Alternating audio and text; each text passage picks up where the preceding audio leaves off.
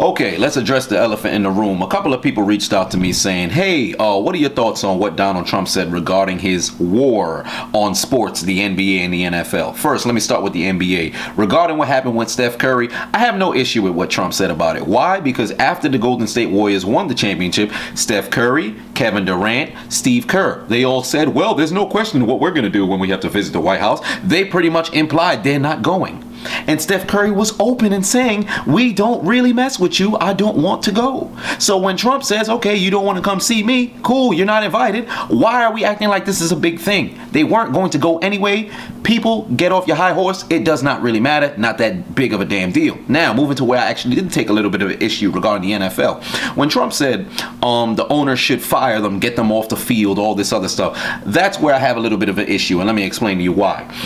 The flag does represent the military, and you probably shouldn't openly disrespect those who keep you safe and fight for your rights. But at the same time, the flag also stands for those rights, stands for the Constitution, stands for what the essence of being an American is. So those soldiers who did die, died for your right to stand and sit. Hence why when you're inside of a stadium, we ask the people to please stand during the singing of the national anthem.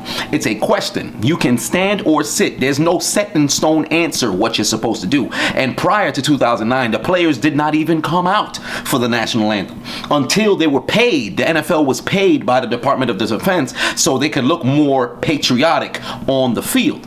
Prior to that, it would just be the fans who were out on the field and they'd sing it. And more importantly, if the fans weren't on the field, they were in the seats. But more importantly, there's been countless times, or I should say throughout American history, where there's been people who have sat down in stadiums during the national anthem and it's never really been that big of a deal. It wasn't until a player took a knee that we made and blew this all out of proportion. This is the way I feel about it. And before I move on to my next point, I just want to applaud Alejandro Villanueva for his stance during when the Pittsburgh Steelers stayed in the locker room. Well, they didn't stay in the locker room. They were right there in the tunnel. Why I applaud him? Because he made his own decision. The Steelers said, we want to be 100% on this issue. Either we're all going to stand for the anthem or we're all going to sit for the anthem. And that I respect, because you want to stay together as a unit. They actually sat down and spoke amongst each other. A lot of the people who watched what transpired, also with the Titans and the Seahawks, who didn't come out either for the national anthem, a lot of people just thought, oh, we're just going to stay in here. They actually had a discussion,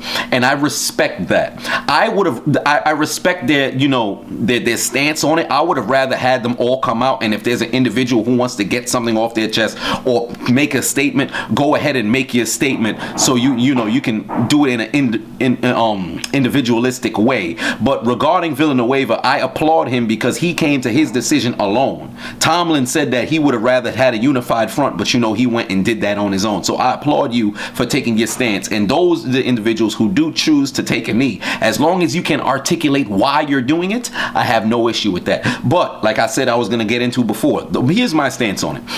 I think it's trendy to either sit or stand now, because the individuals who stood before and they're still standing, now you're in a situation where you have to articulate why you stand, and those who take a knee, you have to now articulate why you sit. But here's the problem: the people who are being outspoken about the issue, they don't really pose a real stance on it. Like, for example, when Colin Kaepernick started taking the knee, he posed his stance on it, but then he retracted from it.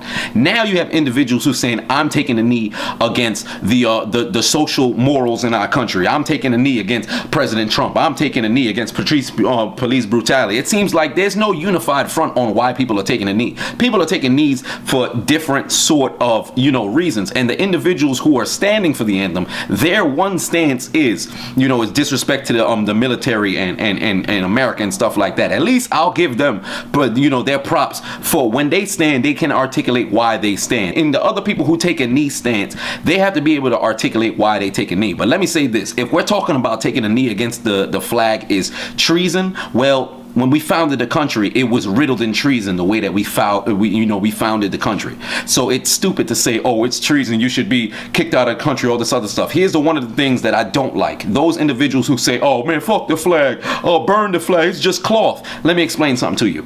If it's just cloth, allow me to walk into your house, take every photo of your family member, light it on fire in front of you and say, oh, it's just laminated paper, or it's just a paper and all this other stuff. No, it's not, because there's a sentimental value attached to it, just like with the flag. So you can't try to take that sentimental value away from it, because if you're going to do it for the flag, you might as well do it for everything else. Let me take your car and blow that up right in front of you, just because what is it? It's just a conglomerate of parts. You can't try to take the sentimental value out of it. All I'm saying is call it down the middle.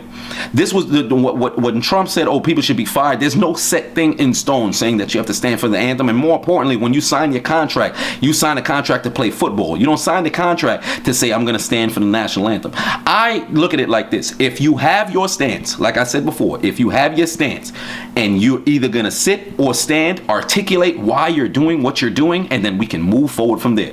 The way I see this being resolved, simple.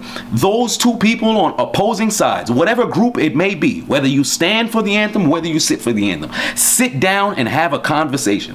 When you have a conversation, air out your grievances on what you believe should be done in the country, what your issues in the country are, and then we can come to a consensus to move forward. Because all this tweeting back and forth, all this Facebook back and forth, all this Instagram back and forth, all this Snapchat back and forth, all this article writing back and forth, news back and forth, it's not doing anything. It's not doing anything. And we keep talking about where the Trump is dividing us. If you're easily divided like this, you were never united in the first place. The way that I see this being resolved is really sit down, have a conversation with who you claim to be your opposition, and try to move forward from there. Because all this talking does nothing. Resolutions are done sitting down. When treaties are signed, guess when they're signed? When the two individuals hash it out amongst each other. That's how they're done.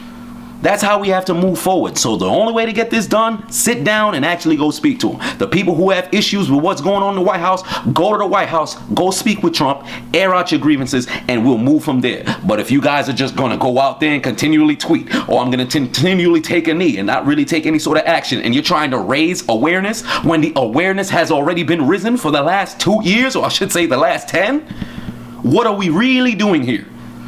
Let's get together, let's speak. So those of you who guys are watching this video, in the comment section, write or comment whatever you feel about the situation, and we can have some dialogue. Everybody can comment to everybody, whether you like what's going on or you dislike, whether you support somebody taking a knee or you dislike somebody taking a knee. Let's air out our grievances and have a full dialogue and really listen, articulate how you feel about the situation, and let's really interpret what the other person is saying. Let's have a real conversation, because all this talking back and forth is a load of crap.